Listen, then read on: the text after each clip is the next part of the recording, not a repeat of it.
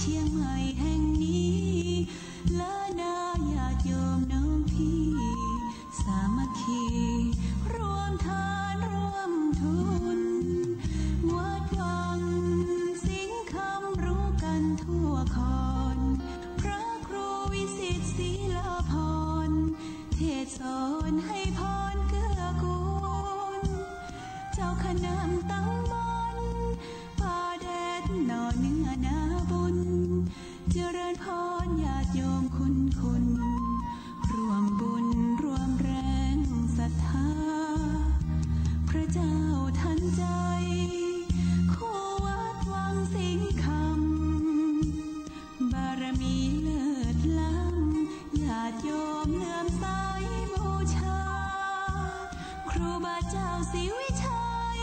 ให้พรมวลมิตรสิทธาพระประจำวันเกิดเสริมดวงชะตาให้อาหารปลาหน้าวัดสุขใจเชิญรวมบุญสงน้ำพระธาตุน้อมใจอภิวาทขอบุญสุขใจสุขกายไหว้พระขอพรองค์พระเจ้าทันใจหลวงพ่อประเสริฐเจริญพรอวยชัยให้ท่านสุขใจทั่วกัน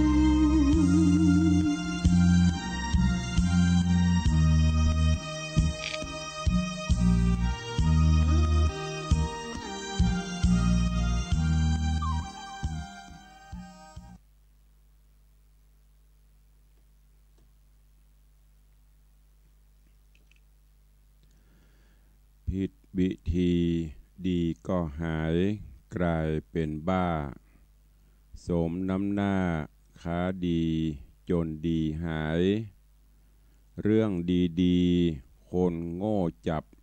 ก็กลับกลายเป็นเรื่องร้ายอยู่ถมไปใหญ่มิดูถูกวิธีบ้าก็หายกลายเป็นดีกลายจากผีเป็นมนุษย์สุดสวยหรูเรื่องร้ายๆคนดีจับกลับเหลี่ยมคูเป็นเรื่องดีก็มีอยู่ดูให้ดีหาวิธีอย่าท้อใจที่ไม่อาจ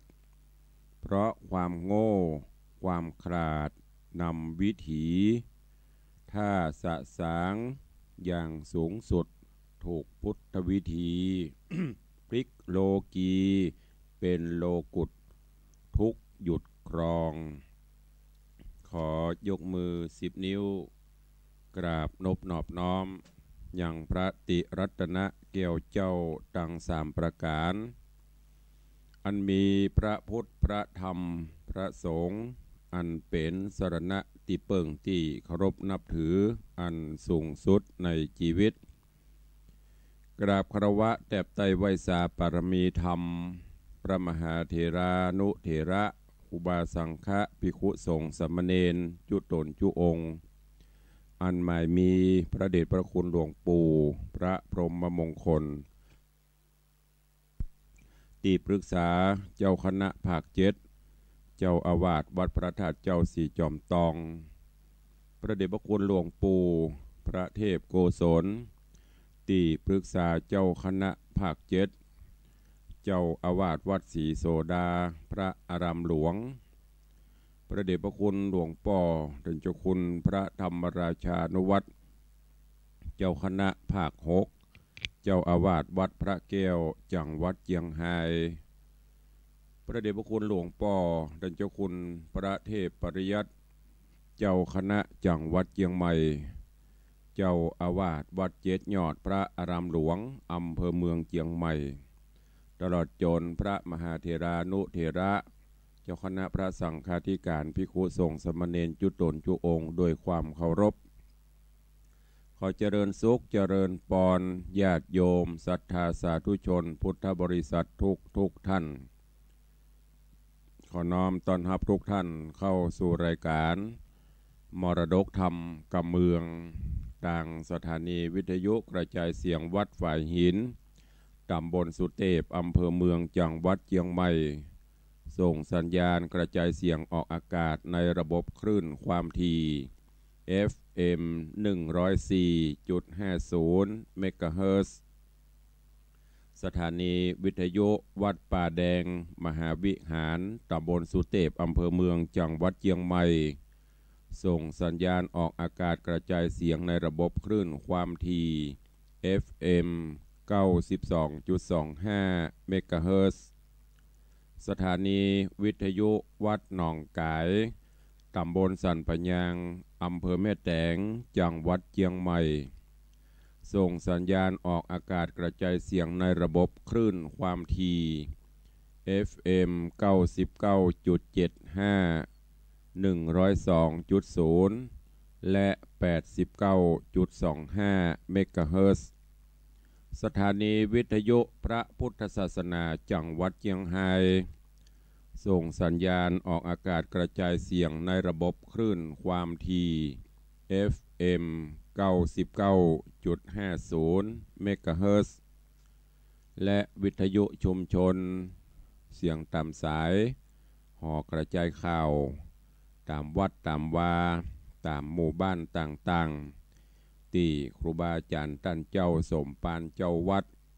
ปอแก่ปอแคว้นได้เปิดออกต่างลำโพงห่อกระจายข่าวเสียงตามสายของวัดของบ้านฮือญาติโยมศรัทธานาบุญทั้งหลายได้รับฟังกันอยู่ในเวลานี้ตลอดจนเจริญปอนญาติโยมที่ติดตามต่างช่องเฟซบุ๊กเฟซไลฟ์ต่างไลฟ์สดต่างเว็บไซต์ต่างๆอยู่ในเวลานี้รายการนี้ดำเนินโดยอาตมภาพพระครูวิสิทธิ์ศรีลาภรณ์เจ้าคณะตำบลป่าแดดเจ้าอาวาสวัดวังสิงคำตำบลป่าแดดอำเภอเมืองเชียงใหม่จังหวัดเชียงใหม่เป็นผู้ดำเนินรายการนำธรรมะมาโป๊บมาปะกับปอออกไม่ออกศรัทธาเป็นประจำตั้งแต่เวลา6 โมงป่ายถึง7 โมงเช้าโดยประมาณยกเว้นพี่น้องต่างเชียงรายต่างพะเยาอันนี้ฟังกันในยามเมื่อค่ำเมื่อคืนจากสถานีวิทยุวัดพระแก้ว ก็ขออนุโมทนาบุญขอบคุณกับญาติธรรมญาติโยม FC แฟนรายการกูคู่กูโคเนอร์ที่ได้ติดตามรับฟังมาโดยตลอดแล้วก็ได้โทรศัพท์มามาเอ่ยกันพ่องได้มาเยี่ยมมาเยือนมากินห่วมตันเติงกันที่วัดวังสิงคำขออนุโมทนาขอบคุณกับทุกท่านปะกันวันนี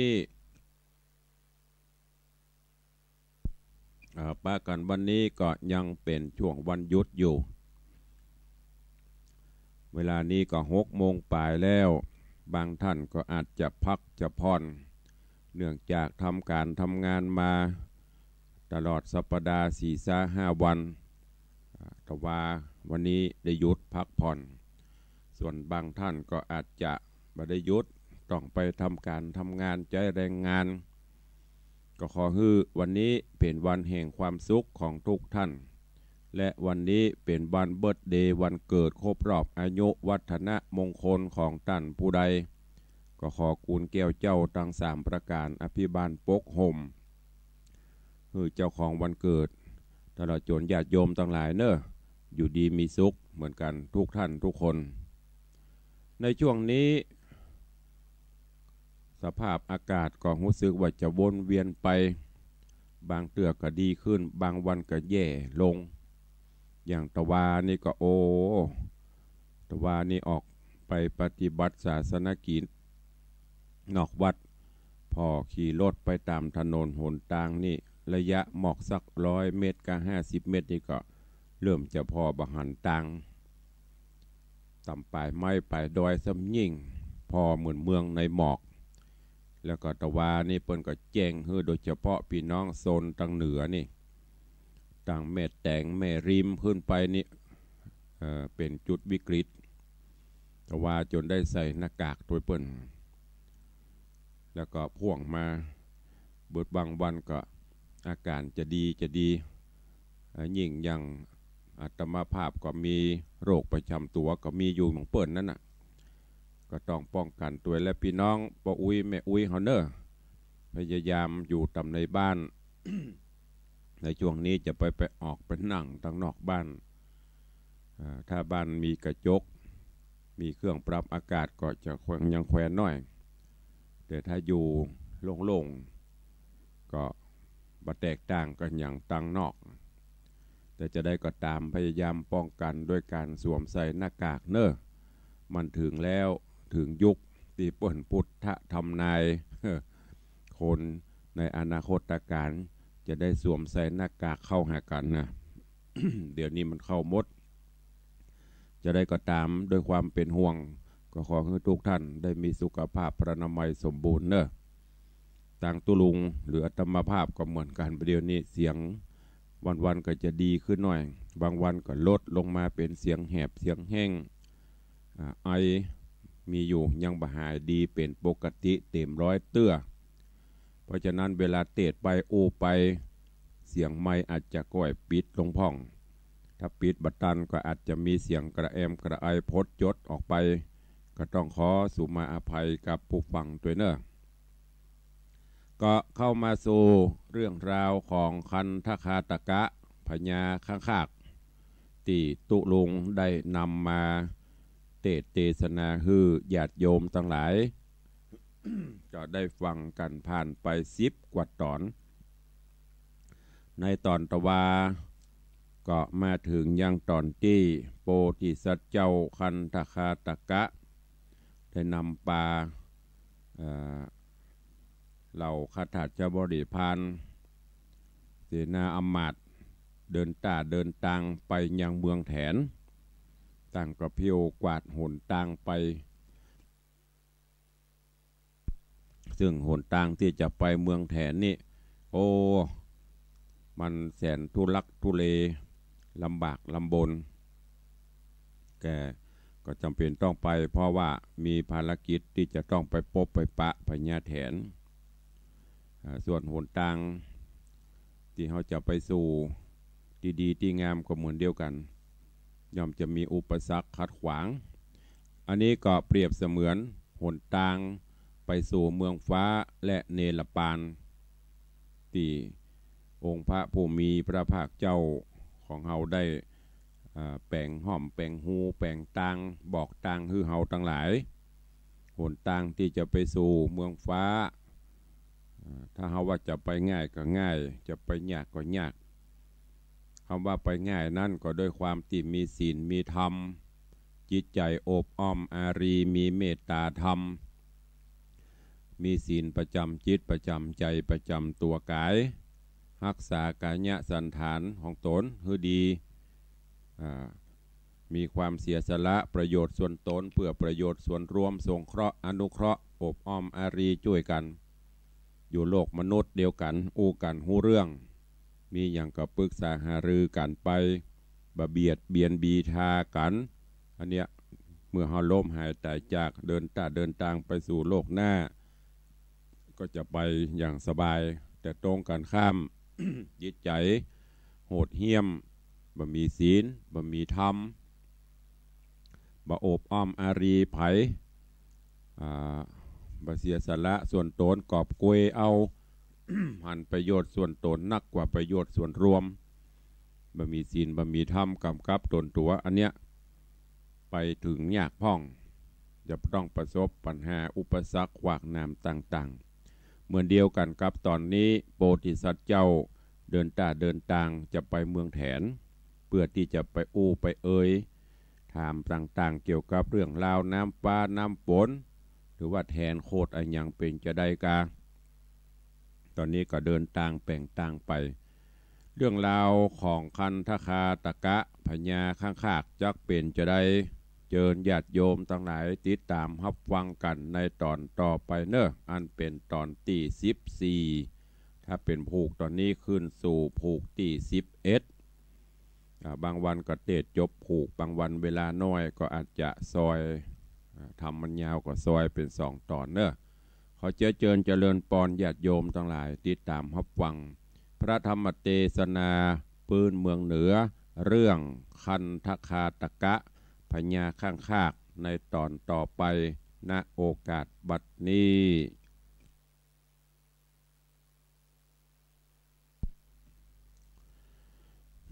นะโมตัสสะภะคะวะโตอะระหะโตสัมมาสัมพุทธัสสะปะนะโปธิสัตโตโยทังอเนตวามะกังกัตวาเทนังนักรังคโตติสาทะโวดุราสัพปุริสะตังลายผู้คงควายไข่รอดอมบัตตายอดเนรปานจริงหืดตานเข้าน้ำวัตถุพรำตามมีสินดวง458ได้โกดแขวดกับตน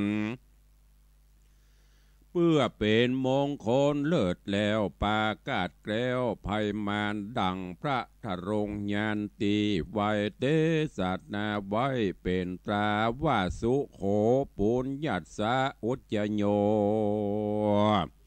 ดังนี้พระกล่าวจี้เป็นหมายว่าคนยิงใจน้อยใหญ่กวนก่อไว้ยังบุญฮือตานนูนปันปอมีมาก่อทมนาบุญจักป่าช่วยกำเพือหลวงล้ำเครื่องขี่สุกสวัสดีบอกขาดตั้งแต่ชาติปัจจุบันเถิงดับขันพรากนาจากโลกลาดหน่อเมืองคนยอมเอาโตโหนไปเกิดจันฟ้าเลิศเมืองสวรรค์สุขนิรันดร์จื่นจอยดังไฟห้อยใจหมายตั้นตั้งหลายม้วนหมู่ยอมพรำหูตามกองจริงคานิงป่องก่อสร้างหือบุญมากกว้างถมนาปากันมาอยู่ท่าฟังธรรมจุงดาจำติดต่อตามบาทขอบาลีว่าปณะโพธิสัตโตโยทังอเน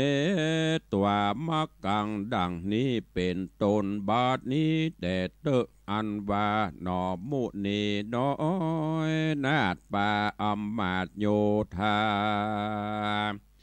สร้างมากาต่างไตแต่โลกไตเมืองคนไปหอดบนจันฟ้าหงเขตลาดินแดนเพื่อหบกับแทนบาปเศร้าอันเป็นเก้าปุรี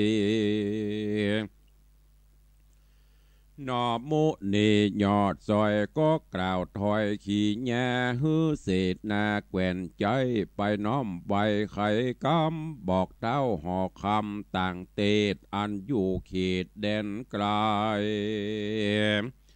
ว่าฮือมาไว้อย่าจ้าเพื่อหบแทนกล้าเมืองบนกันนอตัดสะปนยศอาจกล่าวเสียงขาดสุดกรรมเสนานำแกว่นใจก็น้อมไว้ทุนสาแล้วไกลกราบ่อจะขึ้นขี่ม้าตัวแกว่นหกรีบแล่นเร็วไว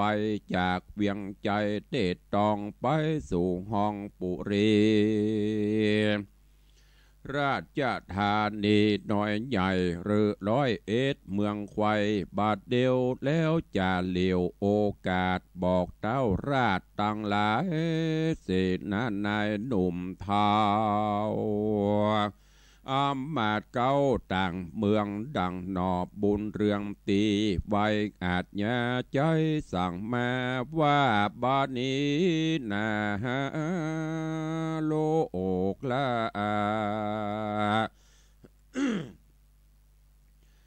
แห้งแรงกว่าเลือนลายคนจักตายมวยมอดย้อนฝนบ่ตกตอดลงมาค ต่างคงโลกไตเดือดฮ้อนไข้ดินแด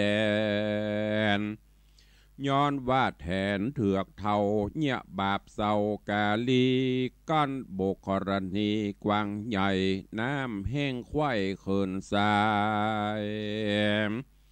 ด้านต่างหลายอย่าจ้าปาโยธากราลีปนไปพระจนรบภาพกับแทนบาปจังไรเสนาในแกวนใจกล่าวกับเต้าไทยต่างเมืองโยธาเรื่องหนุ่มเท่าแล้วก้มเกลาทูลสา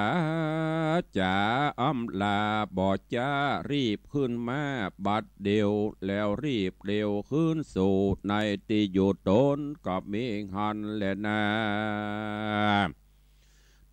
ตาในการละนันเล่าหมู่ดาวเจ้าตั้งหลายการหูกำหมายบอดจ้า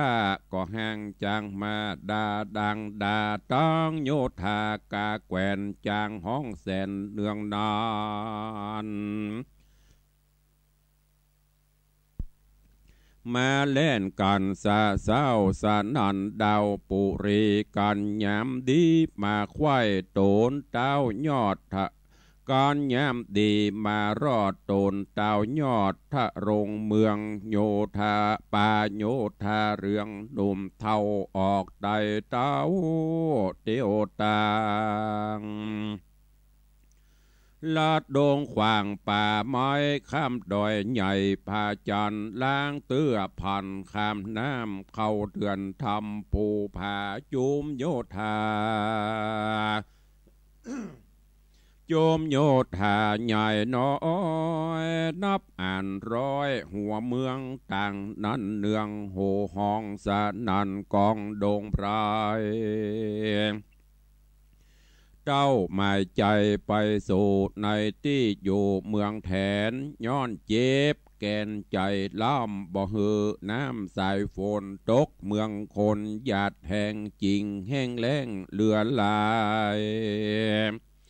เสนานายอำมาตย์โยธาอาจใจงานอันดันดงดานป่าไม้นับอันใดหลายวันก็ผ่ายผันไปสู่ยังตีอยู่ปุรีอันดอมุนียังจอดคือเมืองแก้วยอดมิถิลาก็มีวันนั้นและนาตามาถังปะกาเสนโตสัทธาอาหาสัทธาอันว่าสัพปัญโยพระพุทธเจ้าตนเป็นปิ่นเกลาติโลกาจารไขนิทานไปแจงพระจริงแสงเตสนาวาภิกขเวดุราภิกขุตังลาหะอานังยายสะผู้พร้อมน่าอยู่ฟังธรรมส่วนเต้าหอกคำต่างเตดอันอยู่เขตแดนไกล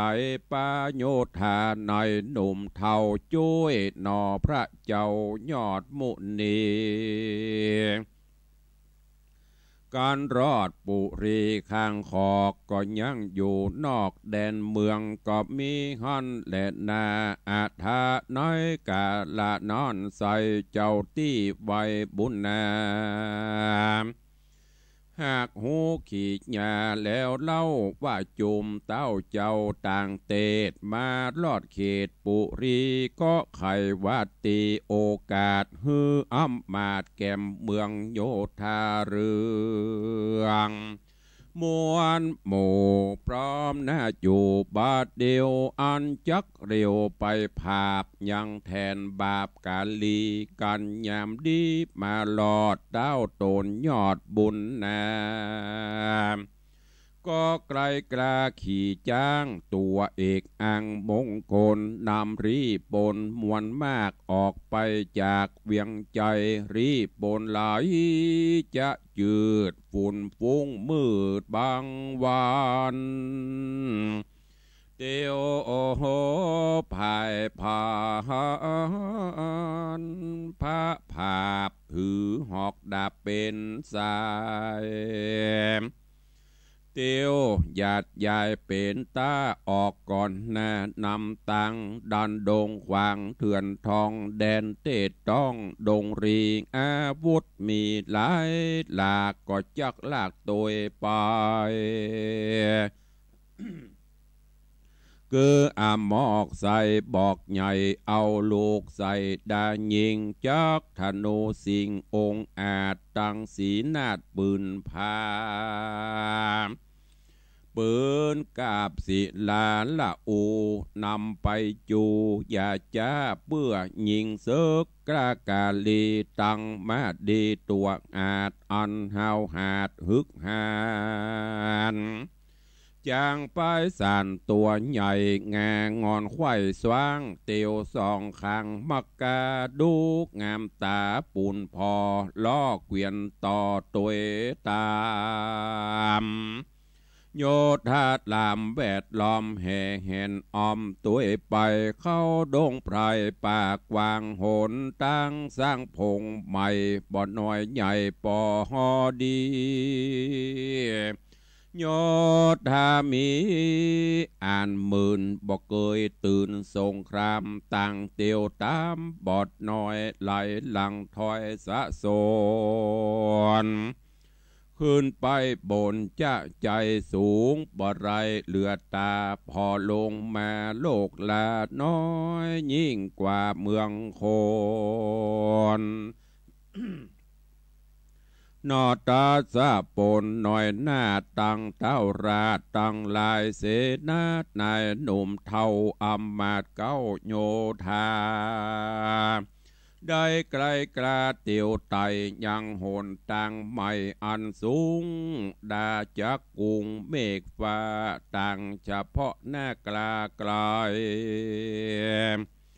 ฮอดค่ำไหนยังหันแจงแล้วดันภายพันได้7 เดือน7 วันบ่เศษก็ไปฮอดเขตดินแดนแห่งเมืองแทนใหญ่กว่าอ่างแทนอยู่สร้างหลวงลายห้องเฮือนใหญ่อย่าหัวเยือนเฮือนใหญ่อย่าถอยแทนใหญ่น้อยสะสนดังเมืองคนโลกตายดังเตียวไต่ไปมาหันดอยผาสูงโยดหินผาโคดตั้งต่อสูงเป็นเจ้าวงโยยวงใหญ่สีขาวใสจะใจ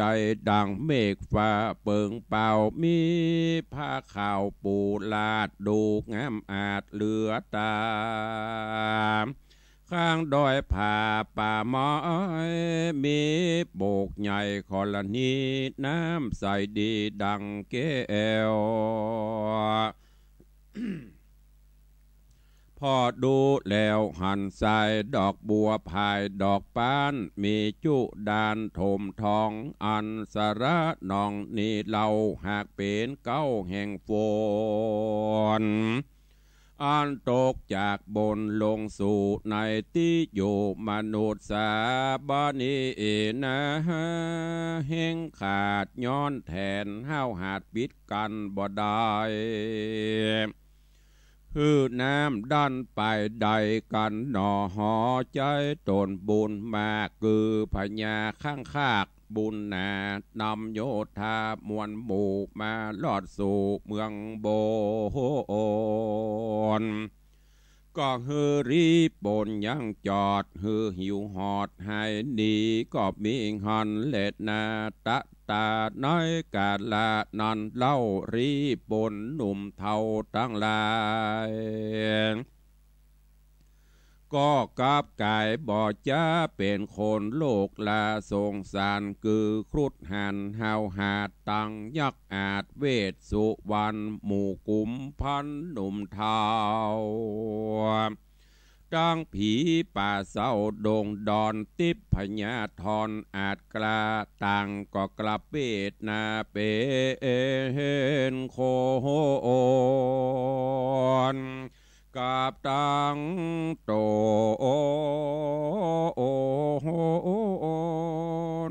นาคราชตั้งผีเสื้ออาจตั้งลาย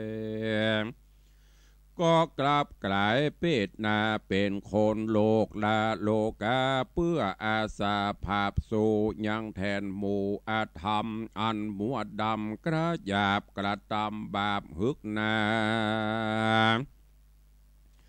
อันขากันเข่าหนาดอนใส่กระเป็ดควายบัวรำมวนกาละกวนมาหอดก็ไปยังจอดหอมกันตี้นอหอจันคังคากโยธามากเรือลา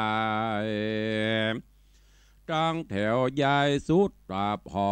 จ้างมาต่อใหญ่ลำดับไปเป็นตาย่อมอาจกระฮึกหันนอโปที่ยันหนุ่มน้าเอาเต้าเจ้าตั้งหลายป่าเสนาในมวลหมู่สร้างเมืองอยู่เร็วไวย้ำกล้าไกรรบภาพกับเสือกหยาบนั่นใส่จักป่าหือได้สวดสดีการหนอบโมนีหน่อยนาดกล่าวเสียงขาดสุดกำเต้าหอกคำหนุ่มเทาก็กลมเกลาวันตาแล้วป้าเสนาหมู่จ้างรีบก่อสร้างแปลงเมืองครุฑตัวเหลืองนันเล่าตังครุฑตังนาคราชเจ้าบาดาลสร้างประการสูงใหญ่ก็แล้วควายเลี้ยววายยักตาใสห้าวหาดก็สร้างผาศาสตร์ห่อคำงามนานำพองแผ่วแล้วโดยเกลรัตนมณีโคงปุรีใหญ่กว้าง16โยชน์อ่างเป็นตราก็คือโยธามวลหมู่เขายังอยู่ไปในโขงเวียงใจกว้างใหญ่จุมพลไพรโยธาตั้งเศษนาหนุ่มท่าเอาอาหามแมดกาโหราจารย์ตั้งสำพรานจื่นจ้อยตุกจ่องหอยหายโหนอันอยู่เมืองบนจันฟ้าคงเขตลาราชธานีอันแทนกาลีอยู่สังก็มิงฮันเลนาตาสามิงคะเนตในขณะนั้นเราข้างคากเจ้าตนองอาจก็กึดถอยวาดขี่แย่ว่าตนกู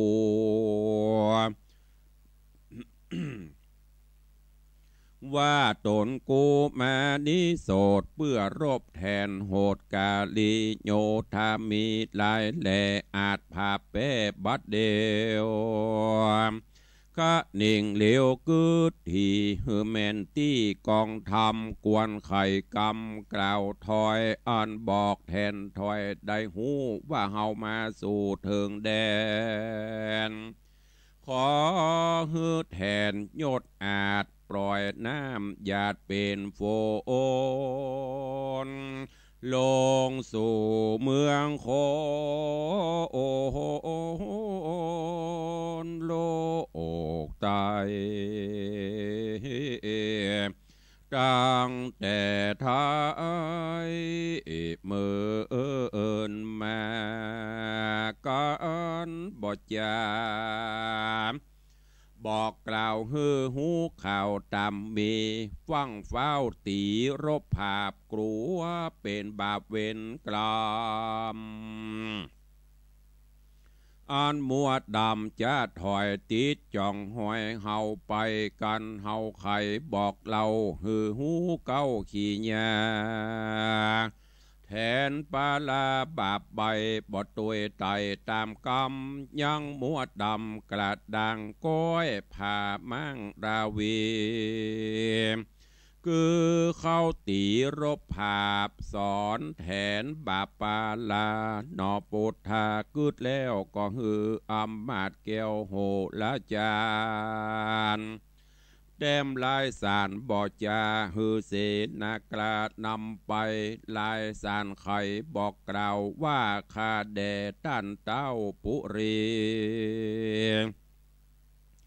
เฮามาดีฝ่ายหอยจักกล่าวถอยไข่ปันฮือเต้าห่อจันยศใหญ่ได้ตัวไตกองดีดังประเวณีแต่ก่อนนับบ่พรเมินมา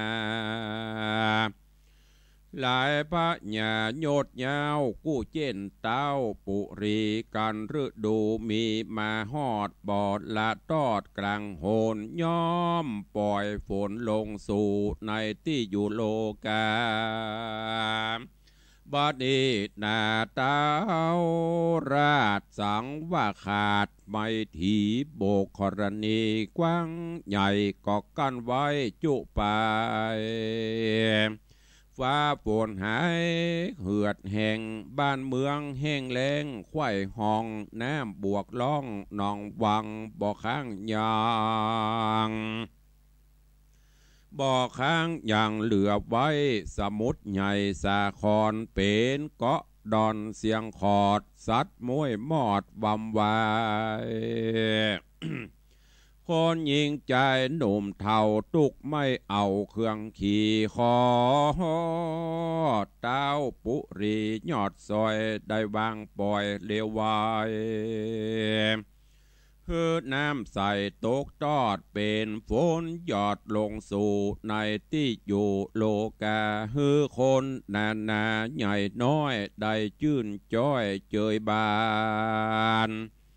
การแต้มลายสารเปลี่ยนแล้วเสนาเกียวอาจกราก็ขึ้นขี่มาบัดเดียวมาก็รีบเร็วไปสู่ในที่อยู่เวียงใจ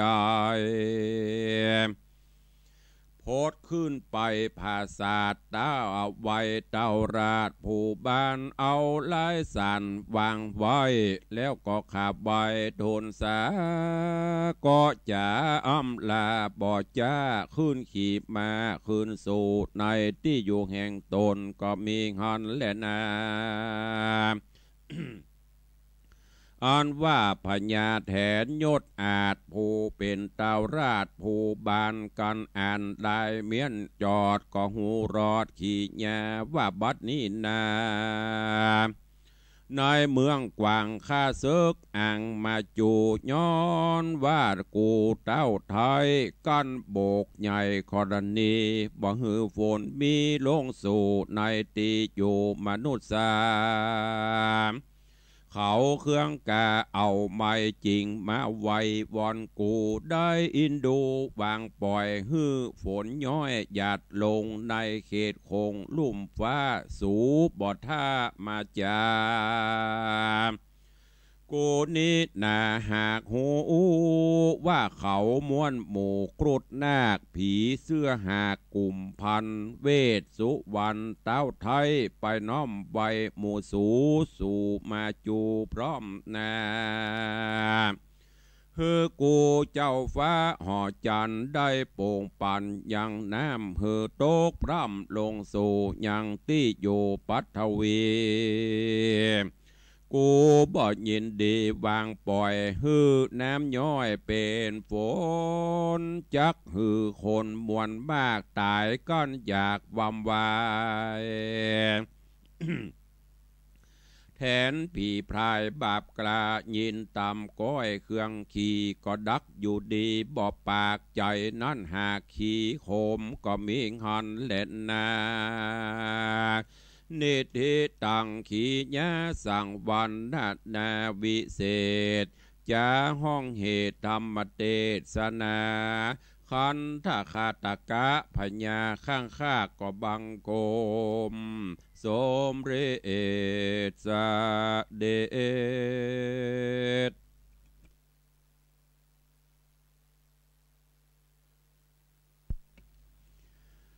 ญาติโยมสาธุชนเจ้าข้าทั้งหลาย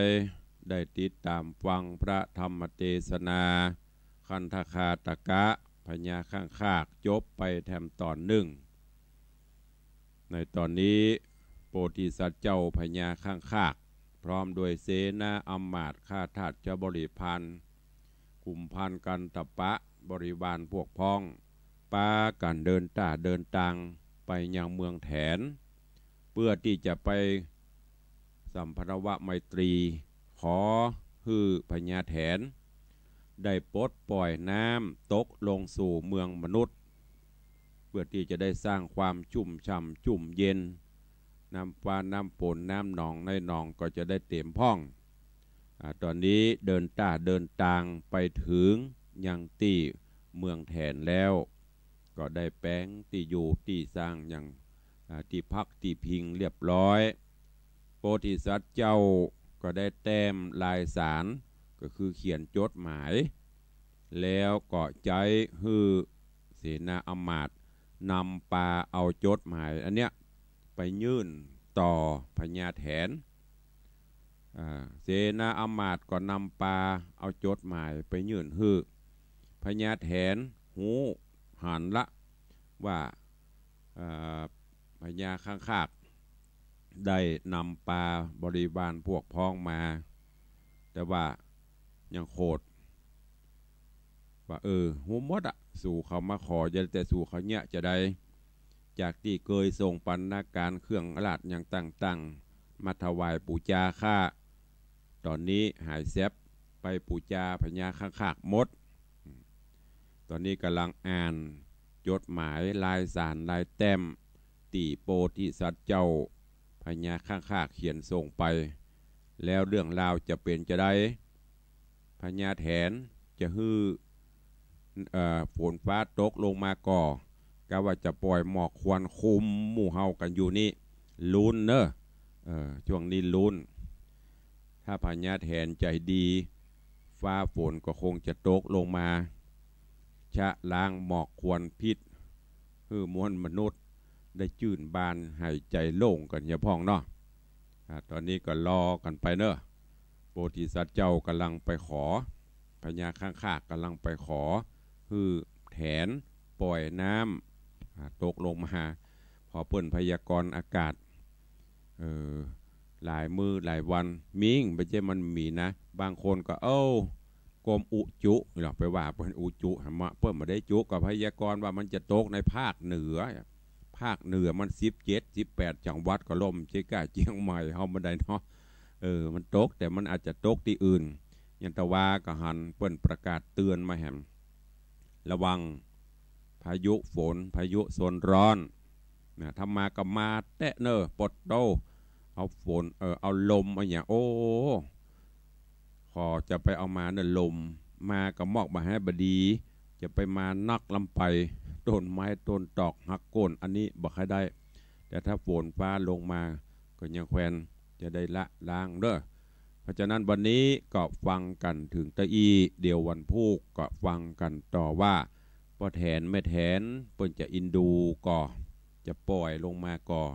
เข้าใจว่าวัน2 วันนี้คงจะอินดูอะตอนนี้เปิ้นกำลังเจรจากันอยู่ รอต่างก็รอกุฏิกูแหงรอหาฝนลองเปิดตกลงมาก็จะไปแจ้งเพื่อนตกนักก็เดือดทะเมาะเนี่ยเพื่อนห้องมนุษย์ ฝนบัดตกก็จมฝนตกนักก็เดือดห้อนก็จมมนุษย์สัตว์หนังบางเลยผม ก็ฝากไว้ฟังกันไว้เพียงเท่าอีก่อนก็คอยติดตามฟังกันไปต่อเนอะวันนี้ก่อนที่เราจะได้ได้ได้จากันในช่วงใต้รายการตุลุงก็ขออนุโมทนาขอบคุณขอบใจในเมตตาจิตเมตตาธรรมญาติธรรมญาติโยมพอออกไม่ออกเนอะที่ได้ร่วมโมทนาบุญในการหล่อพระพุทธรูปพระเจ้าทองคำที่วัดวังสิงห์คำนี้ซึ่งก็ยังอยู่ในช่วงของการรณรงค์หาทุนประชาสัมพันธ์เชิญชวนบอกบุญคือกับญาติโยมศรัทธาเฮาจนกว่าเฮาจะได้ทองครบตามที่ได้ตั้งจิตอธิษฐานไว้ก็คือ108 บาทอย่างที่ตุลุงได้บอกเนอะถ้ามันอืดมันฝืดเลยแห้งก็ได้สัก59 บาท เขาก็จะรอตอนนี้ก็ได้ประมาณ30 กว่าบาทขออนุโมทนาบุญขอบคุณเนตวานี้ก็มีโยมนางสาวเทวิกาดารันรัศมีกุลหนองหอยได้นำทองคำจำนวน1 กรัมหรือว่า1 วิน1 กรัมมาร่วมสมทบหล่อพระเจ้าทองคำเนอะโยมปีเทวิกาดารันรัศมีหนองหอยเขานี่นำปัจจัยมาร่วมบุญตัวนำทองคำมาร่วม1 กรัมขอบคุณอนุโมทนาบุญกับโยมแม่สมคิดคำสีแสงพร้อมครอบครัวหมู่บ้านพิงดอยเพลสตำบลหนองหอยอำเภอเมืองเชียงใหม่ได้นำจตุปัจจัยมาร่วมโมทนาบุญจำนวน1,000 บาทขอบคุณอนุโมทนาบุญกับโยมรังสรรค์คำสีแสงพร้อมครอบครัวหมู่บ้านพิงดอยเพลสเช่นกันนำจตุปัจจัยร่วม1,000 บาทขออนุโมทนาบุญขอบคุณเนอะแล้วก็ต้องขอสุมาตัวโยมเปิ้นมาบปบมาปะตุลุงบปะอัตมาสกรรมตะวานี้มีศาสนกิจยาวเหยียดตั้งแต่เมื่อเจ้าตั้งแต่เมื่องายภาคบ่ายภาคกลางคืนตะวานี้9 โมงไปเจริญพุทธมนต์งานป่วยหลวงวัดสันปูเลยสลีเวียงแก้วดอยสะเก็ดฉันเพนเซตปิกมาวัดบ่าย3 โมงไปเจริญพระพุทธสวดชยมงคลคาถาที่วัดประแดดเปิ่นเอาพระเจ้าเข้าวัดแล้วก็ทุ่มป่ายก็ไปสวดมนต์ตันงานสมโพธิ527 ปีวัดร่ำเปิงตะโปธารามปิกเขาวัดตะคืนก็3 ทุ่มกว่าจะได้จำวัดจำว่าก็บน4 ทุ่มป่ายละมาเจ้านี่ก็มาแยกตื่นเจ้ามาก็ปฏิบัติศาสนกิจเหมือนเดิมขอสุมาอภัยเนอะวันเสาร์วันติดญาติโยมก็ลูกหลานยุทธก็ใครมากินห่วมตานเติงใครมาไหวมาสามาสนทนาธรรมงานเปิ่นก็มีวันเสาร์วันติดเนี่ยมันก็เลยตั้งเตื้อก็ไม่ได้ปะกันก็ต้องขอสุมาอภัยเนอะแต่จะได้ก็ตามปัจจัยหรือทองคำที่ญาติโยมนำมาถวายนั่นต่างตุเจ้าได้รับไว้ทุกท่านเพราะลูกศิษย์ลูกหาญาติโยพระเนนที่อยู่วัดฮือศีลฮือปอนก็จะได้นำมานำเรียนมาลงบัญชีโมดขอแจ้งให้ทุกท่านได้รับทราบตัวเนอะวันนี้วันอาทิตย์ช่วงมะงายยังอยู่แต่ช่วงบ่ายก็มีศาสนกิจงานอุปสมบทเนอะแจ้งให้ทุกท่านตัวเองแล้วก็ตามที่อาตมาภาพได้เชิญชวนญาติโยมศรัทธาเฮางานบุญแห่งอันหนึ่งก็คือก็จะเข้าสู่ช่วงเทศกาลมหาสงกรานต์ปีใหม่เมืองปีใหม่ไทยได้มาถึงแถมแล้วในโอกาสปีใหม่ประเพณีอันสำคัญของล้านนาเฮาเจียนปออุ้ยแม่หมอนมาอันหนึ่งนั่นก็คือการก่อเจดีย์ทรายการตานไม้กำเปลือกกำโจกจตาราศีกำบารมีธรรมเพื่อมีอายุมั่นขวัญยืนกำพระพุทธศาสนาเพื่อได้เจริญการกุ้งรุ่งเรืองตลอดโจรเมื่อก่อนเปิ้นโขนทรายเข้าวัดแต่ปัจจุบันนี้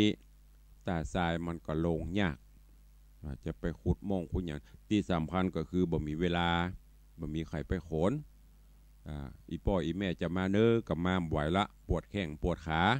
ลูกหลานเน้อกับเมาเนี่ยการเนี่ยงานประเพณีมันก็จะหายไปแต่บางที่เปิ้นก็รักษาไว้แต่ว่าบ่ฮื้อมันหายนั่นก็คือเปลี่ยนจากการโขนมาเป็นการซื้อทรายมาก่อเจดีย์ทรายไม้กำก็เช่นเดียวกันบางที่เปิ้นก็เซาะอันไม้กำหลวง มาในปีนี้อาตมาภาพก็เลยเชิญชวนญาติโยมศรัทธาเฮาแปลงไม้กำเพื่ออำนวยความสะดวกให้ญาติโยมศรัทธาที่บ่มีเวลาไปเซาะไปหยังได้มีโอกาส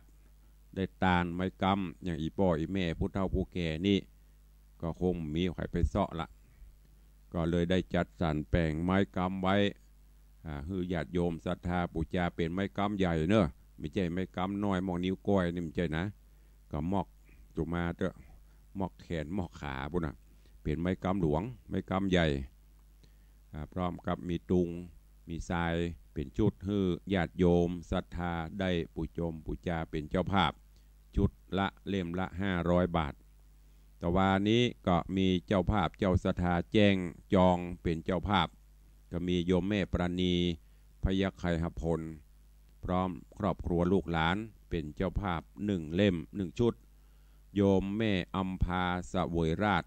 พร้อมลูกหลาน1 เล่มโยมแม่อรพินจำปาทองบ้านปากกองสระปี1 เล่มก็ทำเต้าที่ญาติโยมจองเข้ามาเนอะมันได้ทำไว้นักเพราะฉะนั้นใครจะเป็นเจ้าภาพที่จะถวายไม้กำจะตาราศีก็ดีกำโจกกำใจเสริมบารมีธรรมจานเจดีย์ทรายโถมควงแก้วอารามต่าง3ก็แจ้งความจำนงได้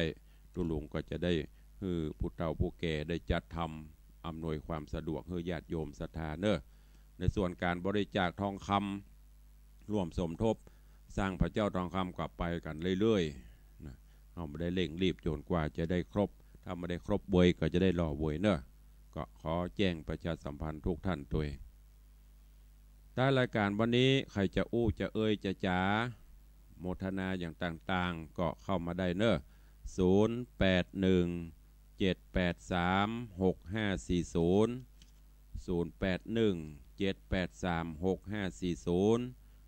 กระริ่งกระแรงเข้ามาได้เนอะเดี๋ยวเวลาแถมประมาณ 2-3 นาทีก็จะโมดเวลาไปแหมชั่วโมงละ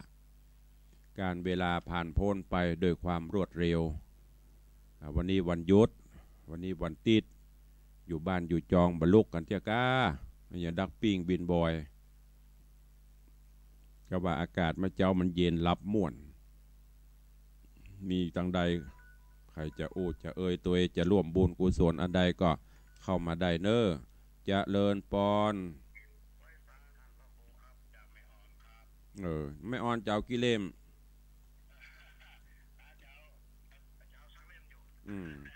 เข้าใจเนอะไม่กำก็บ่ได้เตือทองคำก็บ่ได้เตือนะเฮียโดนใหม่เนอะได้โดนใหม่เนอะขอบคุณเนอะสาธุเจริญปอนญาติโยมตั้งแม่อ่อนฟังก่อนตลอดก็เซียวกันเล่นไปบ่ได้เนอะสุมาอภัยตัวอ้าวเจริญปอนว่าจะได้แม่บัวคำเนาะเด็กหญิงบัวคำว่าเด็กหญิงบางพ่องพวกก็บอกเพิ่นวันนี้นะบอกว่าแล้วเนาะแม่แม่บัวคำกำปูคา1 เล่มกันแม่หาไอ้ยังก่ออู้ชัดๆกะว่าได้ก่อก็เดี๋ยวหลังไม้ดีกว่าน้องไม่เนาะเดี๋ยวจะได้ฟังชัดๆเนอะเดี๋ยวหลังไม้จบแล้วแม่โทรท่านนำกรรมเนอะเจริญปอนโยมแม่เลี้ยงว่าจะได้ตุงกะฟังเสียงโบวาโบวาไม่มีเวลาได้คุยกันเลยว่าใดวันนี้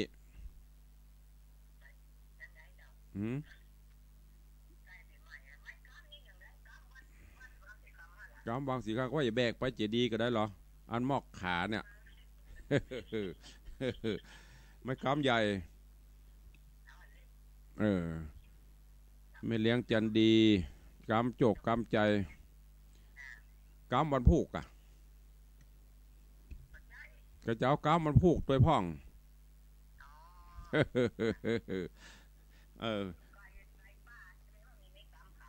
มีกับปะโต้บางสิ่งคำในละมิดกับเดียวสั่งกะเขาเตือนมาส่งหือ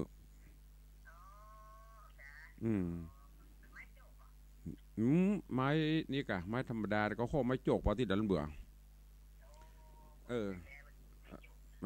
ถ้าไม่โจกก็ได้หาให้ได้แต่ราคามันต้องขึ้นกว่านี้ได้มีวัดที่2 ต้นถ้าราคาถึงได้จะปั้มลง ขอบคุณนะแม่เนอเจริญปอนยมแม่จันดีวิสุทธินันเจดีแม่ครัวไม้กำ1 ชุดโยมแม่บัวคำกำปูคา1 ชุด1 เล่มขอบคุณหลายๆเจริญปอนฮัลโหลของพี่นานกะเปลี่ยนเบอร์แหมวะมันยังบ่ขึ้นจื่อถ้าเมมจื่อมันยังบ่ขึ้นอ๋อครับสาธุเนอเจริญปอนขอบคุณเด้อกับปินันจรันปิยะจันทร์พร้อมคณะญาติพี่น้องจากบ้านดอยซิวร่วมเป็นเจ้าภาพไม้กำ5 เล่มสายสุดท้ายเจริญปอนฮัลโหลบัดใด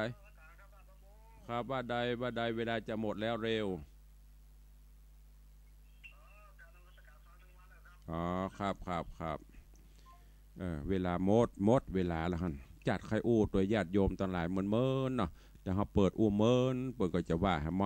มอกกึดตึงหากันเนาะเอาละเนาะเวลาหมดเวลาวันนี้ขอบคุณเด้อกับโยมแม่บัวคำกำปูคาร่วมเป็นเจ้าภาพไม้กำ1 เล่มโยมแม่จันดีวิสุทธินัน1 เล่มพี่นันจรันปิยะจันทร์โดยซิวพร้อมกับคณะญาติ5 เล่มขออนุโมทนาบุญขอบคุณตัวยวันนี้ขอนำรายการจากญาติโยมไปก่อนเนาะพบปะกันในวันต่อไปยัตตาโรธรรมาบัตันติอายุวันโนสุขังพลัง